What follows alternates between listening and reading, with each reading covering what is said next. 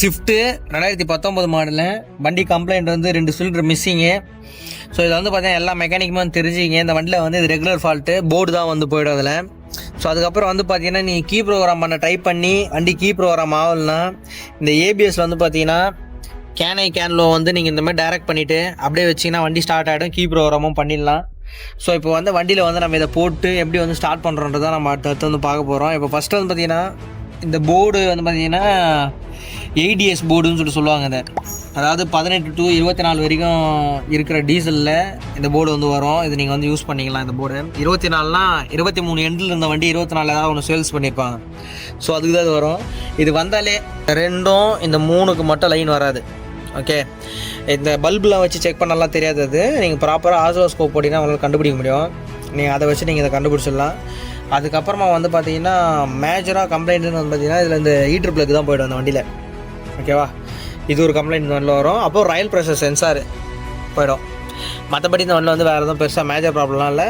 யாராவது second handle வண்டி by பண்ணுற ஆப்ஷனில் இருந்தீங்கன்னா இந்த வண்டியோட சர்வீஸ் ஹிஸ்ட்ரி கரெக்டாக கேட்டுட்டு இந்த வண்டி வந்து வாங்கலாமா வாங்கக்கூடாதுன்னு சொல்லிட்டு ஒரு டெக்னீஷியன் வச்சு டிசைட் பண்ணிங்க. ஏன்னா இது வந்து ஏடி வண்டி. இந்த ஏடியில் வந்து பார்த்தீங்கன்னா இங்கே வர ஆயில் யாரும் சேஞ்சே பண்ண மாட்டாங்க.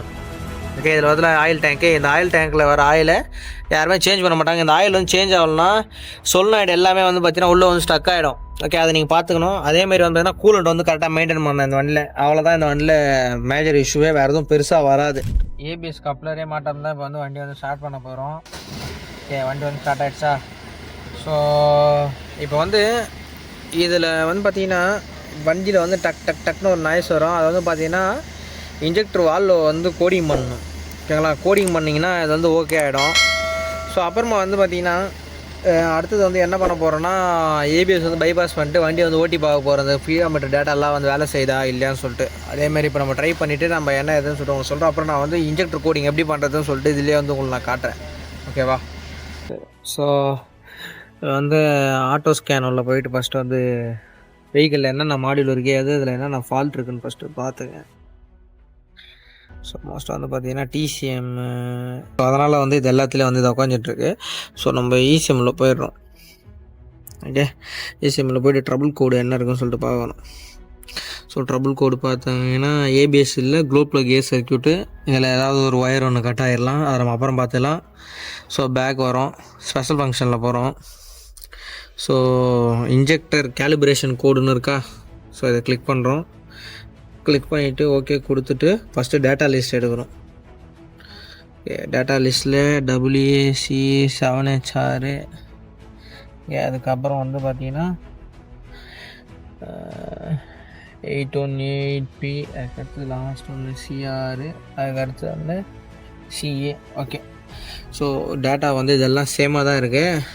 பட் இருந்தாலும் நம்ம வந்து ஒரு தடவை எல்லாத்துலேயுமே வந்து அதை மட்டும் பார்த்துக்கலாம். ஸோ ஒரே தடவை வந்து அந்த ப்ராசஸ் வந்து எனேபிள் மட்டும் பண்ணுங்கள். எங்கே இருக்குதுன்னா அது இங்கே இருக்குது பாருங்கள், AA இதில். ஸோ AAHலேருந்து 7R அது வரைக்கும் வந்து நீங்கள் வந்து போடணும் டேட்டா. இதை இடத்துக்கு ஃபீட் பண்ணால் போதும். இன்னொரு வாட்டி நம்ம அதையே வந்து ஓகே கொடுத்தோம்னா அந்த ஸ்லைட்டு நாய்ஸ் வந்து அரெஸ்ட் ஆகிடும். ஓகேங்களா? ஸோ இப்போ போயிட்டு வந்து இக்னிஷன் ஆஃப் பண்ணிட்டு 60 செகண்ட்ஸ் வெயிட் பண்ணி இக்னிஷன் ஆன் பண்ணுறதுன்னு சொல்லுது. Ignition on. ஸோ இப்போ வந்து இன்ஜெக்டர் கோடிங் வந்து பண்ணி முடிச்சாச்சு இதில் சொன்ன ப்ரொசீஜர் படியே. ஓகே.